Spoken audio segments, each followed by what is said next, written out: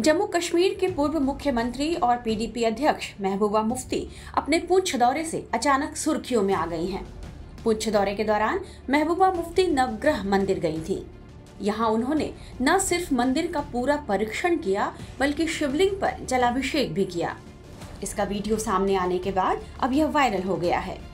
Jammu Kashmir BJP ने कहा है कि ये पीडीपी प्रमुख की एक नौटंकी मात्र है। बीजेपी के मुताबिक 2008 में महबूबा मुफ्ती और उनकी पार्टी ने अमरनाथ जी श्राइन बोर्ड को भूमि आवंटन करने का विरोध किया था। वहीं सोशल मीडिया पर यूजर्स तरह तरह के कमेंट कर रहे हैं। पूछा जा रहा है कि आखिर शिव की शरण में क्यों पहुंची महबूबा मुफ्ती।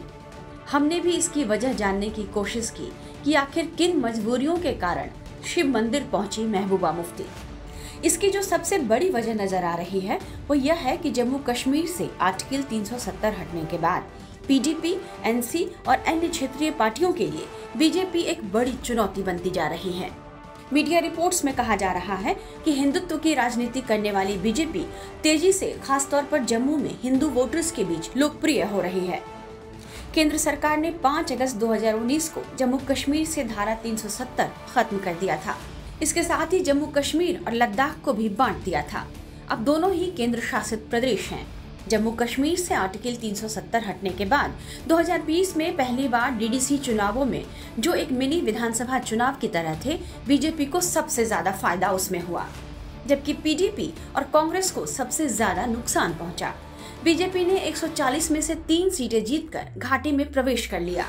इससे बीजेपी को उम्मीद की एक किरण दिखाई दी, जबकि दूसरी क्षेत्रीय पार्टियों में यही बात उनकी बेचैनी बढ़ा गई।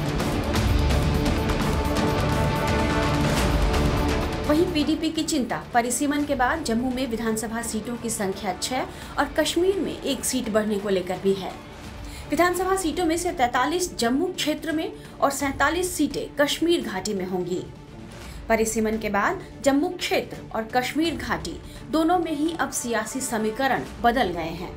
माना जा रहा है कि परिसीमन और मतदाता सूची के अपडेशन के बाद जम्मू में बीजेपी के लिए संभावनाएं और बेहतर हुई हैं। बीजेपी का जम्मू में संगठन मजबूत हो रहा है क्योंकि पार्टी को बड़े पैमाने पर हिंदू समर्थक के रूप में देखा जाता है। हालांकि कश्मीर में बीजेपी के लिए अभी भी चुनौती है।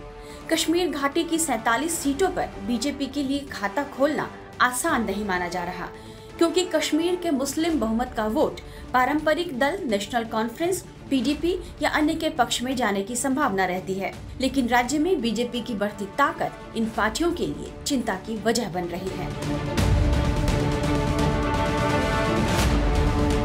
बीते 3 साल में जम्मू और कश्मीर का भौगोलिक नक्शा तो बदला ही, निर्वाचन क्षेत्रों की तस्वीरें भी बदल गई हैं। विधानसभा चुनाव होने पर सत्ता के सारे समीकरण इस बार नए होंगे। बीजेपी के लिए आगामी जम्मू कश्मीर विधानसभा का जीतना साख का सवाल होगा, क्योंकि आगामी चुनाव नतीजे को अनुच्छेद 370 हटाने और लद्दाख को अलग कर 2 केंद्र शासित प्रदेश बनाने के फैसले पर जम्मू कश्मीर का जनादेश माना जाएगा।